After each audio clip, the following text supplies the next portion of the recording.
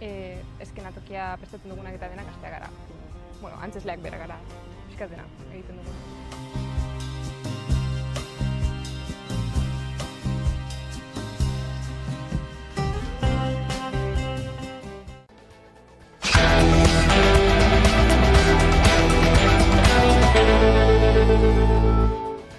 Unibertsoaren inoizko ikuspegirik sakonena jaso du James Webb teleskopioak. Milaka galazia agertzen diren irudi bat egin du.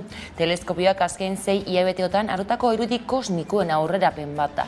Gaur argitaratuko dituzte gainerako argazkiak.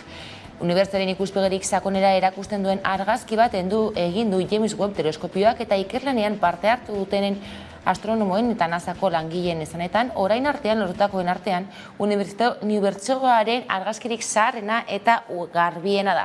Atzo gauean egin zuten aurkezpena etxe zurien eta Joe Biden, Amerikako Estatu Batuetako presidenteak azaldu zituen aurkikuntzaren nondik norakoak. Arratsaldeon guztioi, Errusiak Nord Stream bat gazbidea itzi dio Alemaniari. Aurreikusitako mantentze lanak egin behar dira Nord Stream bat gazbidean eta Alemaniako gobernua beldur da Moskuk aukera baliatuko duela berriro ez irekitzeko. Teorian, uztailaren 21 dira lan horiek amaitzekoak eta orduan hasi beharko lukete gazak berriro Baltiko Nord Stream baten bidez zeharkatzen. Kontraesanez betetako joko batean murgilduta daude Europar Batasuna eta Errusia. Gazik gabeko negu baten aurreikuspenaz mintzo dira Europan, ez baian da ea presioak gehiago puzteko aitzakia izan daitekeen. Mikel Otero, EH Bilduko legebiltzarkideak heldu dio gaur gurean gaiari. Kontua ez da bakarrik ea gas nahikorik egongo den, ze gerta daiteke Errusiako gasa ez etortzea eta beste leku batzuetatik nolabait ere eraman ahal izatea.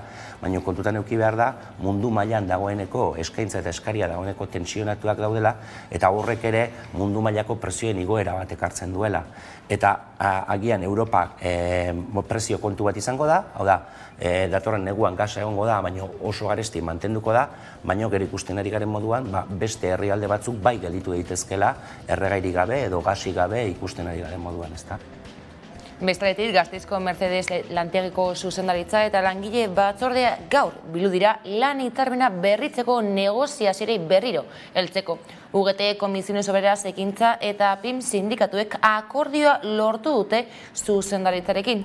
ELA, LAB eta ESK sindikatuek lanuztea eutziko diote baina. Zuzendaritzak marra gorriei erantzun ez diela iritsita. Mikel Lealda.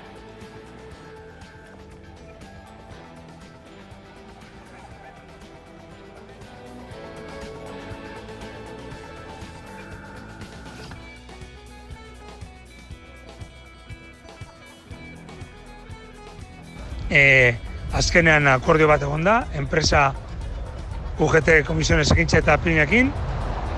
Guretzat txarra den aurre akordio bat, beste gauza batzuen artean, soldaten igoera KPI-ari lotuta ez doazelako, eta hori da plantillak eskatzen zengun gauzetariko bat. Horrekin, poder adquisitibo delakoa galduko dugu, orduan guretzat aurre akordio txarra bat da, greba eguna mantenduko dugu, asamblea bat egiteko eta jendeari esaltzeko egun hauetakoa, eta astelehenean egingo den referenduna zehatuko gara esesko ateratzen. Esan dugun moduan, aurre akordio txarra dalako. Ukrainako inbazioak eragindako egoerak modu zuzenean jo dituen enpresek Eusko Jaurlaritzaren diru laguntza zuzenak jaso ahal izango dituzte. Araba, Bizkaia eta Gipuzkoako administrazioak martxan jarritako 20 milioi euroko funts bati esker, enpresek 400.000 euroinoko laguntzak lortu ahal izango dituzte. Beti ere baldintza jakin batzuk betez gero. Arantza Tapia, Jaurlaritzako ekonomia garapenerako sailburua. Jaurlaritzak gaur bere gobernu kontseiluan 20 milioi euro jarriko dituela onartu du. Errusiak Ukrainiari eraso egitearen inpaktua jasan duten enpresei laguntzeko. Errusiak Ukrainia eraso izanaren eraginpean dauden enpresei zuzendutako bultzatu izeneko programa, diru laguntza programa abian jartzea onartu dugu beraz. Enpresen berrezarpen ekonomikora zuzendu dira 20 milioi horiek. Eta itzuli beharrek gabeko diru laguntzak izango dira. enpresen bideragarritasuna eta nolabait baita ere jarraipena bermatu ahal izate aldera. Eta neurriez, Espainiako diputatuen kongresura salto eginda Pedro Sánchezek energia konpainientzako eta banku handientzako zergak iragarri ditu. Ezohiko irabazien gaineko zergen bidez, urtean, 3.500 milioi euro bildu nahi ditu Espainiako gobernuak.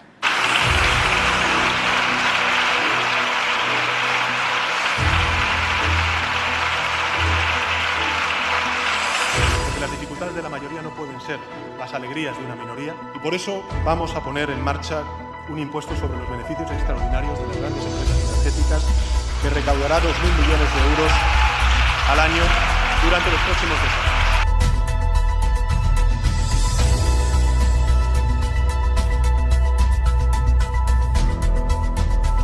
Y del mismo modo les anuncio, señorías, que el Gobierno aprobará un impuesto excepcional y temporal a las grandes entidades financieras que ya se están empezando a beneficiar de las subidas de tipos de interés.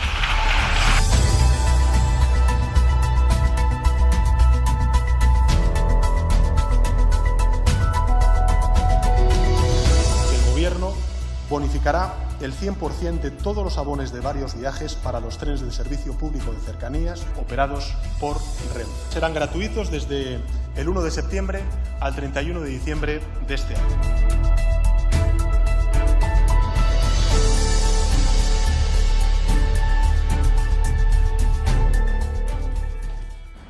Besterakoan, beredatako zientzietako azterketa berarentzat 2 nota izango dituzte zehazkeko ikasleek aurten. Lehena ofiziala, Frantziako Hezkuntza Ministerioko zuzentzaile erraldunek emandakoa, eta bigarrena simbolikoa, Euskal Hirigune Elkargoaren babespean zuzentzaile euskaldunek emandakoa, eta askoz ere altuagoa izan da azken hori. Joan den astean antolatu zuten zuzenketa Euskal Elkargoaren babesarekin, jakin behar da azken urteetan sortu den gatazkaren ondorio bat dela, eta gaur berean ere Peio Jasugia zehaskako lehendakariak biziki ongi esplikatzen zuen. Blokeoa sortu da eta blokeo hori hausteko ekintza simboliko bat izan da, baina Peio Jasugiak zion bestela, simbolikaz harago joan behar da gai honetan, eta nahiz eta argazkia polita izan, nahiz eta argazkiak erakutsi Frantziako Hezkuntza Ministerioaren argumentuek ez dutela inolako kanorerik, ez dutela inolako funtsik, pauso batzu aintzenago ere joan beharko da ondoko hilabete eta urteetan, simbolikan ezin delako gelitu. Gaizatuta Iruñera egingo dugu orain jauzi Sanferminei heltzeko. Kolpeak asko, baina adarkada bakarra. Horrelakoa izan da 2022ko Sanferminetako 6. entzierroa. Arriskutsuak izateko ospea dute Badajozko Jandilla ganategiko zezenek. Hango zezen batek hil zuen lagun bat azkenekoz 2009ko Sanferminetan. Baina beraien ohiko abiaduran egin dute Iruñeko zezen plazako Ukeiluetarainoko bidea. 2 minutu eta 20 segunduan. Miriam Daramata. Bai, gaur Sanferminetako 6. entzierroa izan da eta Jandilla ganadutegiko zezenek oso arin bete izan dute haien ibilbidea. Hain zuzen ere 2 minutu eta 20 segundutan. Momentu kezkagarriak ere bizi izan dira gaurko ibilbidean, hain zuzen ere horietako bat hemen udaletxe parean izan da, emakume bat, zezen batek emakume bat harrapatu duenean. Bestelako momentu kezkagarria plazarako sarbidean izan da, gizon bat adarra elastikotik harrapatu dionean eta metro batzuk aurrera eraman duenean. Momentuz eta lehen balantzearen arabera 5 hartatu izan dira, bat adarkatuta eta besteak kontusioekin. Babesibirako batzordea jakinarazi duenez, Iruñeko sexu eresoa Mendilorri auzoan izan zen. Foruzaingoa gerotakoa ikertzen ari da. Artean erasoa salatzeko Iruñerriko mugimendu feministak elkarretaratzea deitu du gaurko arratsaldeko 5:00. Bai, Sanferminek ere berri txarrak ekarri dituzte gurera, izan ere lehenengo 2 egunetan 4 atxiloketa egon ziren eraso sexistengatik eta igandean beste 2 salaketa egon zirela jakin izan dugu. 4 emakumek salatu dute Sanferminetan ziztadak jaso dituztela eta horren ondorioz zorabioak. Foruzaingoak ikerketa abiatu du sumisio kimikoko kasu horiek ikertzeko, momentuz emaitzek negatibo eman dute, baino hala ere Enrique Maia Gainera, Iruñeko alkateak esan du egoera oso kezkagarria dela eta oso adi jarraituko dutela. Atzo bertan ere jakinarazi zen emakume batek bortxatu dutela salatu duela eta Iruñeko alkateak aurreratu duenez, bortxaketa hori larun bat gauean izan zen Mendillorri auzoan. Gauzak horrela, Iruñerriko mugimendu feministak gaur 5:00 elkarretaratze zaratatxua antolatu du Gaztelu plazan.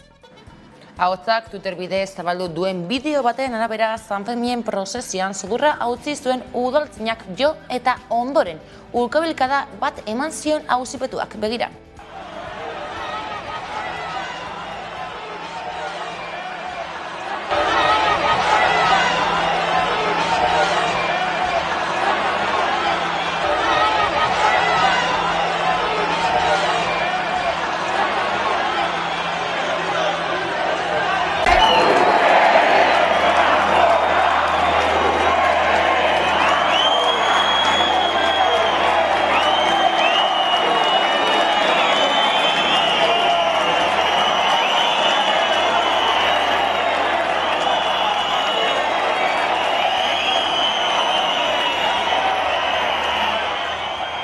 Bada, Iruñeko jai handetatik Baionako festetara egingo dugu orain jauzi. Izan ere, hilaren 27-tik 31-era ospatuko dira.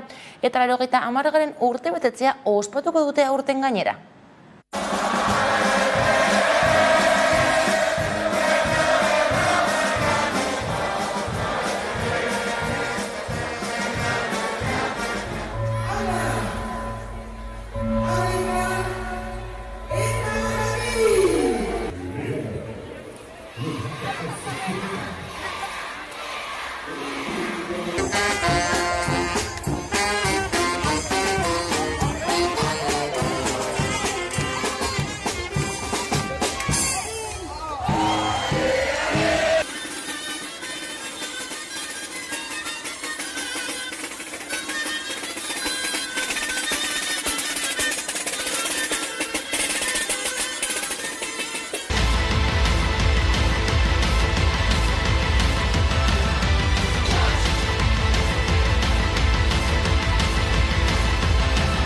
Bien sûr, en prenant des dispositions les plus importantes possibles en termes de sécurité, notamment pour faire en sorte que la population puisse faire ses fêtes dans les meilleures conditions possibles. Besterik ez gure aldetik, zunek Rikirekin batera orain gutxi kaleratu duen Zandaia besterekin agurtuko zaituztegu. Gogoratu, neoro aurkituko gaituzuela zuzenean ala nahieran 11.eus atarian. Onda izan.